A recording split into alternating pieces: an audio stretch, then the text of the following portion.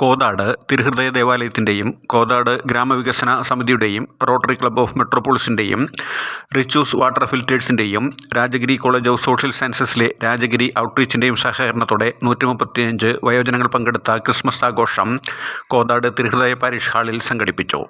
Rotary club of Cochin മെട്രോപോളിസിൻ്റെ president Zacharia ഉദ്ഘാടനം നിർവഹിച്ചു.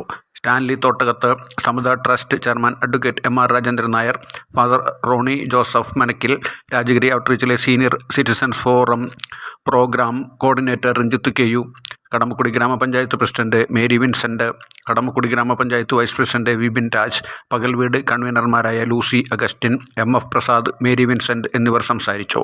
Doctor Abdul Gafoor, doctor Mary Metilda, Vinayachandran, Narayana Menon, Zacharia, Sasidharan എന്നിവർ നയിച്ച ഗാനമേളയും ഉണ്ടായി. റിച്ചൂസ് വാട്ടർ ഫിൽറ്റേഴ്സ് മേധാവി സ്റ്റാൻലി തോട്ടകത്ത് ക്രിസ്മസ് ആഘോഷത്തിന് സ്നേഹവിരുന്ന് നൽകി.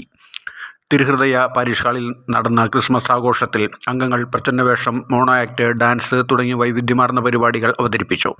എല്ലാ അംഗങ്ങൾക്കും rotary club of Cochin metropolis, Bindu teacher, Annie teacher, Alphonsa teacher, doctor Elizabeth എന്നിവർ ഏർപ്പെടുത്തിയ ഉപഹാരങ്ങൾ തിരുഹൃദയ ദേവാലയം വികാരി father Roni Joseph മനക്കിൽ, സഹവികാരി father Libin Jose എന്നിവർ ചേർന്ന് വിതരണം ചെയ്തു. ഈ ചാനൽ ഷെയർ ചെയ്യുക, സബ്സ്ക്രൈബ് ചെയ്യാൻ മറക്കരുത്.